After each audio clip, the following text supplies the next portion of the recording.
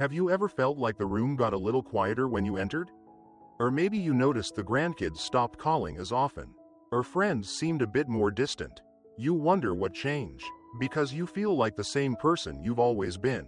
But sometimes, without even realizing it, we develop little habits as we grow older, habits that might make others uncomfortable, even if they love us dearly. The tricky part is, people rarely tell us when this happens. Out of respect or fear of hurting our feelings, they stay silent, but silence can become distance. And I believe none of us want that. We want to stay connected, respected, and loved. That's why we're here today. In this video, I want to talk about 12 habits that can quietly push people away in our later years, and how we can catch them before they do. Not because we should feel ashamed, but because we all deserve to keep thriving in our relationships. And trust me, with just a little awareness, we can strengthen those bonds for years to come. If this message stirs something in you, give it a like or leave your thoughts below. Your story might just light the way for someone else who needs to hear it. And if you'd like to be part of this growing community here at Vibrant Elders, I'd love for you to subscribe so we can walk this journey together. Now, let's start with the first habit that often sneaks in without us realizing. Have you ever caught yourself thinking, no one will notice if I skip my shower today, or, this old sweater is comfortable, I'll just wear it again. We all have those days, and that's perfectly fine. But when it becomes a pattern, it starts to send a message we don't intend. Neglecting personal hygiene isn't about vanity, it's about dignity. The way we care for ourselves tells others how we expect to be treated. I remember my neighbor, Bill. He was the sharpest dresser in the neighborhood, but after his wife passed, he lost interest in those little routines. Over time, folks stopped inviting him to dinner or coming by for coffee. Not because they didn't love Bill, but because they didn't know how to address the quiet signals he was sending, that he'd given up on himself. One afternoon, I stopped by and gently asked if he wanted to go get a haircut together. That small outing reignited something in him. He started shaving again, wearing clean shirts, and you could see the shift, not just in how others treated him, but in how he carried himself. Self-care is never selfish. It's an act of self-respect, and it reminds others that we're still fully present in this life. Now, have you noticed that as we get older, our inner filter, the one that used to tell us, maybe don't say that out loud, starts to fade? It's natural. We've lived through enough to feel like we've earned the right to speak our minds. But sometimes, that honesty can land a little harder than we expect. I'll tell you about my Aunt Clara. She was a firecracker, always had an opinion, always spoke it, but over the years, family stopped inviting her to gatherings as often. Why? Because her comments, though well-intentioned, sometimes stung. Once, at my cousin's wedding, she loudly remarked, "Well, I wouldn't have chosen that dress." The bride smiled politely, but I saw the hurt in her eyes. Later, Aunt Clara confided that she didn't mean any harm. But once she understood how her words were affecting those she loved, she made a conscious effort to pause and consider before speaking. And you know what? People noticed. They began including her again, knowing she was still honest, but now with kindness and thoughtfulness. That brings us to another habit that can quietly shift how others see us, wearing clothes that no longer fit or reflect who we are today. Now, comfort is important, no doubt. But when we fall into the habit of wearing outdated or ill-fitting clothes, it can give the impression that we're stuck in the past or no longer engaged with the present. I remember when my own dad, a proud Vietnam veteran, refused to part with his old army jacket. He wore it everywhere, even though it was worn thin and smelled of mothballs. One day, my mom gently took him shopping for a new coat, still rugged. Still him, but fresh and fitting for today.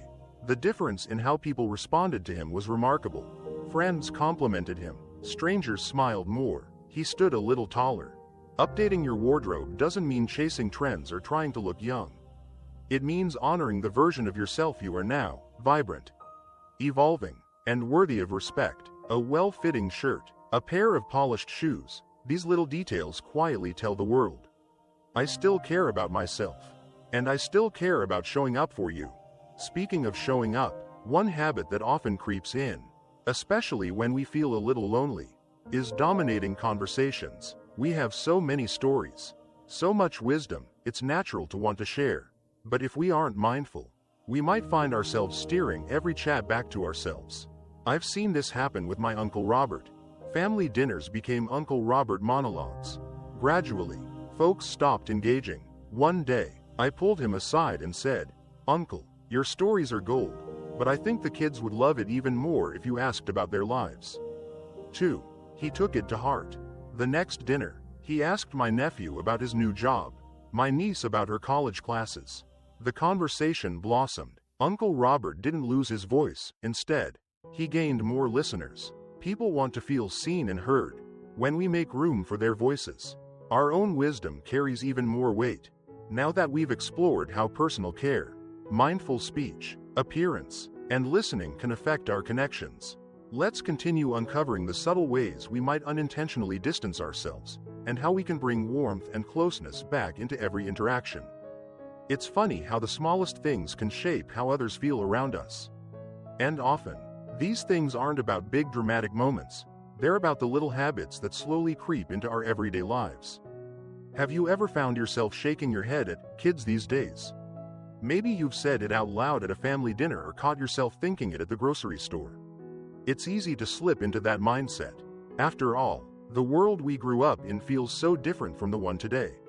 Sometimes it feels almost unrecognizable. But here's the thing. When we constantly criticize younger generations, even in small ways, it builds an invisible wall between us. I remember a neighbor of mine, George, who was always complaining about how young people were lazy or too attached to their phones. At first, his grandkids laughed it off. But over time, they started visiting less and staying quiet during conversations. One day, his daughter gently told him, "Dad, they love you, but they don't want to feel judged every time they're here." That was a wake-up call. George didn't want to push his family away. He began asking more questions instead of offering judgments.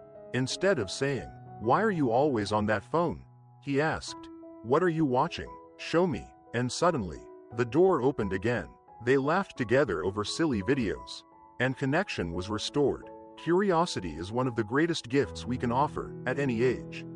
And when we replace criticism with curiosity, we invite younger generations to share their world with us. Now, let's talk about something you've probably seen plenty of times in public: folks speaking loudly on their phones, standing too close in line, or playing videos in a waiting room without headphones. It can feel inconsiderate, can't it? And yet, sometimes, without realizing it, we can be the ones making others uncomfortable in these situations. I'll never forget the day I was at a small cafe and saw an older gentleman video chatting loudly with his grandchild. It was sweet to watch their connection, but the entire cafe could hear every word. People were shifting in their chairs, sighing quietly. No one wanted to say anything because he was clearly enjoying the moment. But after a while, the discomfort in the room was palpable. I thought about how easily that could be any of us. We might not notice how social etiquette changes over time, but being mindful of volume, personal space, and public behavior helps show that we are still tuned in and respectful of others. It's such a small adjustment, but it makes a world of difference. Another subtle habit that can wear on relationships is talking too much about our health problems. Now, don't get me wrong, your challenges are real and deserve empathy. But when every conversation circles back to aches, medications, and doctor visits, it can weigh others down. My dear friend Margaret went through this herself. After her knee surgery, she understandably wanted to talk about her recovery. But months later, every coffee date turned into a detailed medical update. Her daughter finally said, "Mom, I care about your health, but I also want to hear about the things that make you happy." Margaret took that to heart. She still shares health updates, of course, but now she also talks about the birds visiting her garden, the book she's reading, the joy of seeing her great-grandson's soccer game. The energy of their conversations shifted completely.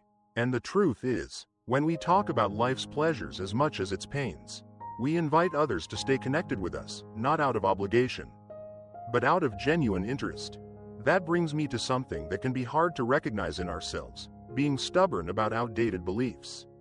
We've seen the world change more than any generation before us, and sometimes, that change can feel overwhelming or even wrong. It's tempting to hold tight to the ideas that once served us well. But when we refuse to even consider new perspectives, we close the door to meaningful conversations. My own father used to say things like, "That's just how it is. People today are too sensitive." And for a while, his grandkids stopped sharing their views with him. One day, during a long walk, I asked him, "Dad, do you want them to listen to you, or do you want to listen to them too?" That question stayed with him. Slowly, he began asking more questions instead of shutting conversations down. He didn't have to agree with everything, but the fact that he showed openness changed everything. His grandkids began seeking his advice again, not because he insisted on being right, but because he showed that he cared enough to listen. We all want to feel heard and respected, and showing that same respect in return, especially across generations, keeps our relationships alive and thriving. One more habit I've noticed, often without folks realizing it, is moving through public spaces without much awareness. As we age, it's natural to slow down, to be more cautious, but sometimes that means we stop paying attention to how we might be blocking aisles, standing in the middle of doorways, or drifting into someone's path. I saw this firsthand when I took my mother to the local farmer's market. She was enchanted by the flowers, and who wouldn't be? But she stood smack in the middle of the narrowest walkway, chatting away with the vendor while a line of people waited behind her. I gently took her arm and whispered, "Let's step to the side so others can pass." She laughed and said, "I didn't even notice." And that's the key, it's rarely intentional. But being aware of how we move through shared spaces is a quiet form of kindness. It tells others, "I see you, I care about your comfort too." It's one of those invisible ways we can make everyday life a little more pleasant for everyone. Now that we've explored how curiosity, mindfulness, and openness can transform the way we relate to others, let's continue this conversation by looking at a few more subtle habits that can either build bridges or quietly build walls in our relationships. As we go deeper into this conversation, I want to remind you of something important. This isn't about being perfect. None of us are. It's about staying connected with the people we love, about showing that we're still present, still learning, still growing, no matter our age. Now, another habit that sometimes sneaks in without us noticing is making jokes that don't land the way they used to. Humor is such a gift. It can lift a room, ease tension, and bring people together, but sometimes, the jokes we used to tell don't translate well anymore. I remember a family barbecue where my Uncle Jack cracked an old joke about women drivers. In his mind, it was harmless, just something funny he'd said for years. But I noticed the younger women in the family growing quiet. Later, his daughter told him, "Dad, I know you don't mean any harm, but those kinds of jokes don't feel funny anymore." To his credit, Uncle Jack listened. He realized that humor, like everything else, evolves. And when we update our humor to match today's values, kind, inclusive, lighthearted, it not only shows respect but keeps us connected to the people around us. There's nothing wrong with poking fun at ourselves, or finding joy in life's little quirks. In fact, that's some of the best humor there is. But if a joke needs an apology afterward, or if it makes others uncomfortable, it's probably time to retire it. Choosing laughter that brings people together is one of the best ways we can brighten every room we enter. Now let's talk about something that can be a little harder to admit, acting helpless when we're not. Of course, it's perfectly okay to ask for help when we genuinely need it. But sometimes, without realizing it, we start relying on others for things we can still manage ourselves. I've seen this happen with my friend Carol's mom, Betty. After her hip surgery, Betty understandably needed assistance at first, but even after she'd fully recovered, she kept asking Carol to do little things she could easily do herself, turning on the TV, bringing her a glass of water, managing her email. Over time, Carol began to feel more like a caretaker than a daughter. It wasn't resentment, it was sadness. She missed seeing her mom's spark, her independence. One afternoon, Carol gently said, "Mom, I love helping you, but I know you're still capable of so much. Let's work together to keep you strong." That conversation shifted everything. Betty began doing more on her own again, and her confidence soared. People admire effort more than perfection. They'd rather see us try and sometimes struggle than give up altogether. When we maintain as much independence as possible, we not only feel better about ourselves, but we also strengthen our relationships. Our loved ones get to enjoy us as vibrant, capable individuals, not just someone to care for. And that brings us to perhaps one of the most challenging habits to face, insisting that we're always right. After a lifetime of experience, it's natural to feel like we know how the world works. We've seen so much, learned so much, but if we cling too tightly to always being right, we can unintentionally shut down the very conversations that keep us connected. My father struggled with this. He had strong opinions, and he wasn't shy about expressing them. But over time, I noticed that his friends and even family members stopped challenging him. They stopped sharing different perspectives because they knew the conversation would turn into a debate. One day, I asked him, "Dad, do you want people to listen because they have to, or because they want to?" That gave him pause. From that moment on, he made a conscious effort to listen more, to ask questions, to say, "Tell me more about that," even when he disagreed. And you know what happened? People began seeking him out again. They valued his wisdom more because he wasn't trying to prove he was always right, he was trying to understand. Humility paired with wisdom is one of the most beautiful qualities we can embody as we age. When we show that we're still willing to learn, we inspire others, not by dominating the room, but by inviting open, meaningful dialogue. Now, as we reflect on all of these habits, I want to offer you this encouragement. None of us get through life without picking up a few blind spots. That's human. What matters is our willingness to notice them and make small shifts when needed. When we do, we don't just preserve our relationships, we deepen them. We show our children, our grandchildren, our friends, and our neighbors that growing older doesn't mean growing rigid. It means growing wiser, warmer, and more connected. So today, I invite you to pick one habit we've talked about, just one, and explore how you might shift it with love and awareness. You might be amazed at how the people around you respond. And if this conversation resonated with you, I'd love to hear your thoughts. Please share your experiences or reflections in the comments below. Your story might just inspire someone else in this community. And if you'd like to continue walking this path of wisdom and joy with us here at Vibrant Elders, consider subscribing. It's not just about growing older, it's about living fuller, richer, more connected lives. Here's to living your best life at any age. You are valued, you are needed, and you are loved. As we come to the heart of this conversation, I want to leave you with something to reflect on. Growing older is one of life's greatest privileges, but it also brings with it a responsibility.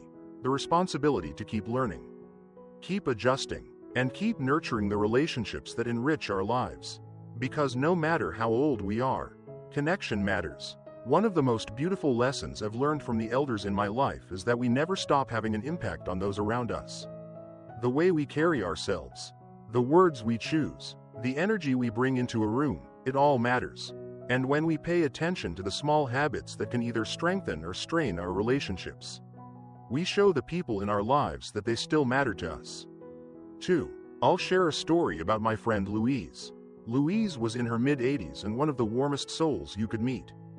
But over time, her family noticed that visits were becoming tense. She often interrupted her grandkids' stories, corrected their opinions, and talked at length about her health issues. At first, they tried to brush it off, but eventually, her daughter gently said, "Mom, we love you so much, and we want to spend time with you, but sometimes it's hard when the conversation always feels one-sided." It wasn't easy for Louise to hear, but instead of shutting down, she listened. She told me later, "At first, I was hurt, but then I realized they were right. I didn't want to be the reason my grandkids stayed away." So she made small changes. She began asking more questions, letting her grandkids lead the conversation. She kept her health updates brief and shifted her focus to what was going on in their lives. The result? The visits became joyful again, filled with laughter, stories, and love. That's the power of awareness. It doesn't require us to change who we are. It asks us to soften the edges, to stay open, and to make space for the people we love. And here's the thing. These small changes are within reach for all of us. They don't require great effort or dramatic transformation. They begin with noticing, with a willingness to say, "Maybe I can do this differently." It's about remembering that dignity and connection go hand in hand.